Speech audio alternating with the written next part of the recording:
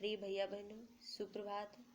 कक्षा 10 विषय हिंदी में आज हम काव्यखंड के अंतर्गत तुलसीदास द्वारा रचित पंक्तियों का अध्ययन करेंगे। इससे पहले तुलसीदास द्वारा रचित उदित उदयगिरि मंच पर पंक्तियों को पढ़ा जा चुका है।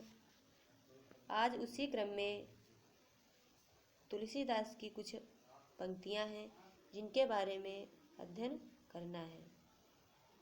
ये वहाँ की पंक्तियां हैं जब भगवान राम मंच पर धनुष तोड़ने के लिए जाते हैं तो वहाँ जो उपस्थित लोग हैं उनके मन में विचार उठते हैं भगवान राम के प्रति।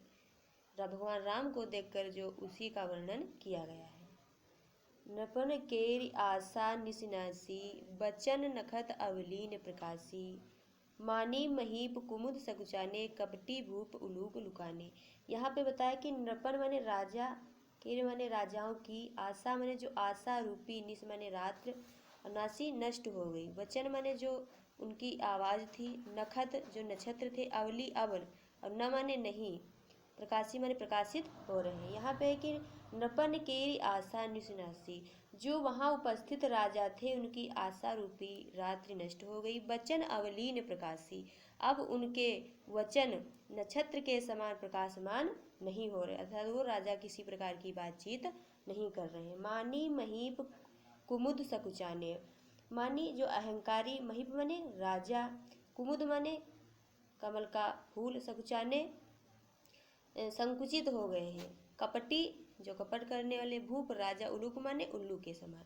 मानी माने जो अहंकारी राजा थे वह कमल के फूल की तरह सकुचा गए हैं, माने संकुचित हो गए हैं। और जो कपटी राजा थे वो उल्लू के समान वो कहीं दिखाई नहीं पड़ रहे हैं।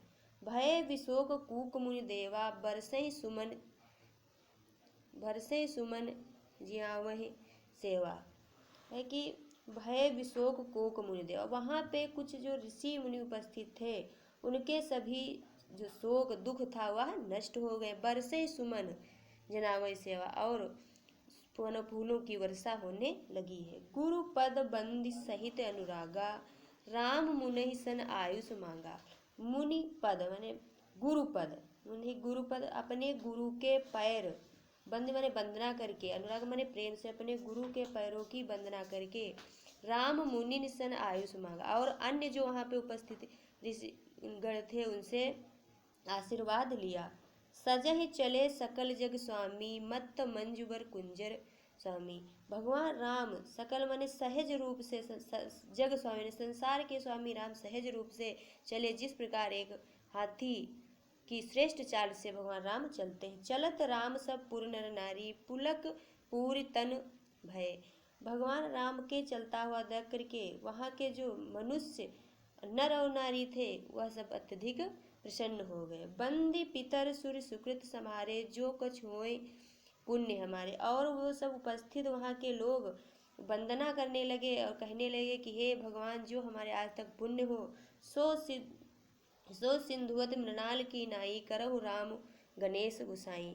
वो कहने लगे कि अगर हमने आज तक जो भी पुण्य फल किया है उसका जो फल है वो हमें मिल जाए, जो धनुष है उसका गरुवापन जो है वह हल्का हो जाए, भगवान राम इस धनुष को तोड़ लें। एक बार फिर से इसका भाव देखेंगे। यहाँ पे है कि जो भगवान राम जब धनुष तोड़ने के लिए चलते हैं तो वहाँ उपस्थित राजाओं की आशा रूपी रात्रि नष्ट हो जाती है और वो उनके वचन सुनाई नहीं पड़ते हैं।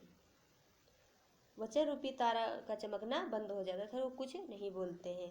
और जो अभिमानी राजा हैं वो कमल के फूल की भांति सकुचा गए हैं और संकुचित हो गए हैं। कपटी राजा उल्लू के रूप में छिप गए हैं। और वहाँ के जो मुनि ऋषि हैं उनके सभी दोष और दुख नष्ट हो गए हैं। और राम भगवान गुरु और के पैरों को प्रेम पूर्वक छू करके अन्य ऋषियों का आशीर्वाद लेकर चलते हैं, जिस प्रकार एक श्रेष्ठ हाथी चलता है। और तब भगवान राम को चलता हुआ देखकर वहाँ के नर और नारी मन में विचार करते हैं कि हे, अपने जो उनके इष्ट देव हैं उनसे कहते हैं कि हे भगवान, मैंने आज तक जो आपकी पूजा अर्चना की है उसका जो पुण्य हमारा है वह वह भगवान राम के साथ उसका आशीर्वाद दे दो और जो ये धनुष है वह हल्का हो जाए।